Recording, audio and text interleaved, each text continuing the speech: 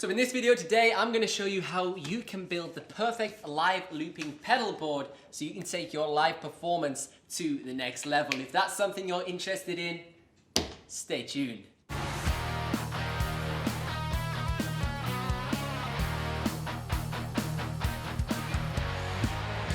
Hey, what's up? I hope you're having a fantastic day. Welcome back to another video. If you're new around here, I'm Ben Rowlands, and this channel is all about live looping. I upload 3 videos just like this every single week, so if that's something you're interested in, consider subscribing. Now in today's video, we're going to build the perfect pedal board for people who want to do guitar live looping. Now this setup would be perfect for someone who's running the Boss RC300, the Boss RC10R would be ideal for this setup because you could actually put it on this physical pedal board. And if you may be doing looping with another type of pedal, Boss RC505, them types of things. So let's jump straight to building this pedal board. So the pedals I've decided to put on this pedal board are situated over here. Now let's break them down. But first, I'm planning on building a pedal board orientated around sort of guitar looping with an acoustic guitar, because with the acoustic guitar, not only can we get some cool effects with these effects pedals, but we can also do stuff like drumming on the physical body of the guitar. So it's just a nice practical solution. So basically, the first pedal that I want to take a look at is this Micro Pog. Now the Micro Pog is a polyphonic sort of octave pedal, so it's going to allow us to make our guitar sound like a bass guitar. Now I bought this pedal back in 2016 and I was pretty impressed with the tech back then. Now if I am honest, now that it's 2020, you can kind of tell the age of this pedal. It sounds a little bit processed. It doesn't sound as bass guitar-esque as I thought back in 2016 compared to some new tech on the market, but I think it's going to do the job nicely. Now the next pedal is the MXR 10 band EQ. Now if you've been around on my channel for a while, you'll be aware of the video I did where I showed you a 3-pedal board for the Boss RC300 to kind of enhance your live looping setup. If you haven't, check out this video over here. But to surmise that video, basically this pedal is going to allow us to sort of boost the low end of our acoustic guitar and manipulate the sound. So when we hit it for doing our drum beats, we're going to have a much greater presence coming from our acoustic guitar. And to complement this time I want to add a compression. Now you may be thinking, Ben, how dare you put compression on a pedal board? Nobody does that. That's awful. Oh, I'm unsubscribing. Seriously, what are you doing? Well, let me explain. What I'm thinking is we can put the compression with the EQ, and when I'm doing my drumming, we can compress the guitar so we have a more saturated and tighter sound, and the result will then give us a more impactful kick drum with much more presence when these 2 pedals are on at the same time. Now, I hope you get it why. Finally, we're going to also, well not finally, there's 2 more pedals. I'm getting a bit ahead of myself here.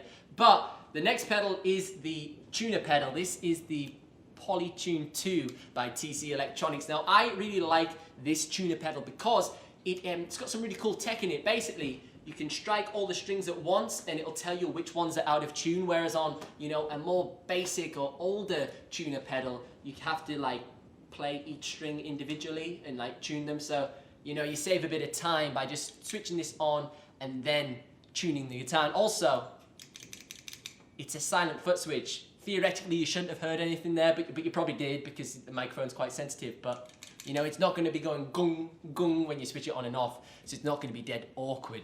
The next 2 pedals are by Boss, hashtag Boss fanboy, because this whole channel is all about Boss pedals. But all joking aside, we've got the Boss RV500 Reverb. This is a bit of a monster of a reverb pedal. Quite excited to get this on the board. Now the reason I'm including this is because I know a lot of people subscribe to this channel do like ambient guitar looping, so I had to compliment those people by popping this on the board. And then finally we've got a dead simple digital delay pedal by Boss. Now I would suggest upgrading this pedal, and I'll get onto that a little bit later on in the video, but let's start putting it all on the board. So the pedal board we're going to be putting our pedals onto is the Pedal Train Classic Junior. Now this is super lightweight. It comes with all the Velcro required in order to attach your pedals onto it. And then on top of that, you also get a pretty stylish carry bag so you can take your pedal board with you. Now I think this is quite a nice size, especially if you're going to be using the Boss RC10R. You could put this on the board to complement all of your other pedals. You could get a slightly bigger pedal board if you're running the Boss RC300, but it's going to be heavier, and then you're probably going to be encouraged to fill the extra space with more pedals, so it's going to be more expensive in the long run. But this is what we're going to work with today. So let's start with the RV500. So this is Boss's like flagship reverb pedal. So I'm thinking about putting the RV500 here because we're going to be having the MIDI in cables and stuff running out the back. There's going to be quite a lot of bulk on the inputs and outputs, and I don't really want to put it here and route it down because it'll put too much strain on the cables. So we're going to put it in the top left corner. Now from my experience with the RV500, because it is like got a bit of a slope here, it's slanted, when you do have it on the upper left of the pedal board, if you have a lot of pedals over here, you struggle to actually click the buttons in because these pedals are in the way. So that is a definite problem with the RV505, and it would be better suited down here.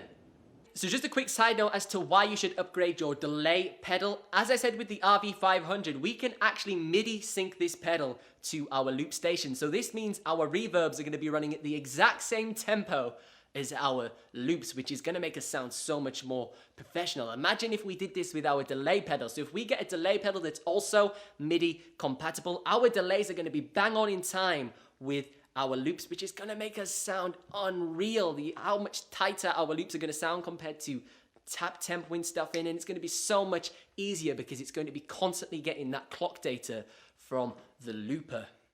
Now in order to connect these pedals together, we're going to need some patch cables. Now I'm running these super cheap ones that I got off Amazon. They're some of the cheapest on there, and they're made by what they call themselves the world's best cable. Now it's a pretty bold statement, but to be fair to them, I've had these for over 2 years, and not a single one of them has broken on me, and they sound pretty great. So far, so good on that front, guys. You might actually be the world's best cable. So we are going to run stereo on the delay pedal into the reverb pedal, so we're going to need to run 2 of them. Now, one thing I really do like about these particular patch cables is the fact they have these flat ends. They're really flat, you see what I mean? They're like really skinny. Now this is great for putting the pedals really close to one another, but you do have a problem when you want to run stereo. Because these outputs are so close to each other, you plug one of these cables in and it overlaps the other one. It's pretty difficult to get the other cable in. So we are going to have to use some more traditional shaped patch cables to plug the digital delay into the reverb. So we're going to plug our standard sort of patch cables into the A and B. As you can see, they fit a lot better now. And to keep this super neat, we're going to try our best to route these through and under like this. But we are going to probably struggle because they're quite short. So get that as snug as possible. And then we'll try and plug in our A's and B's into the inputs on the back here. So A and B. So that's looking pretty neat so far, so good. Pretty happy with how that's starting to look. So we're now going to start on the lower shelf of our pedal board. So we're going to obviously start with the tuner. This is where it all begins, so the guitar will be inputted in here, and then the pedals will run across here. So the next one I'm obviously feeling is the compressor. Now, the way I am going to put the compressor into the mix is similar to how you would do it in a kind of studio environment. So you put your compressor and then you put your EQ. So the compressor comes before the EQ, and that's exactly what we're going to do here. So we are going to put our compressor before the EQ. So we'll plug all that in, hide the patch cable underneath the pedal board as best as we possibly can to keep it neat. And now you can see the benefits of these flat cables, because how close have we got those together is unbelievable. We're then going to grab our EQ, we're going to plug it into the in, and then we're going to plug it into the out of the compressor, route the cable in and under. And same again, we've got a beautiful, beautiful beautiful snug fit on there.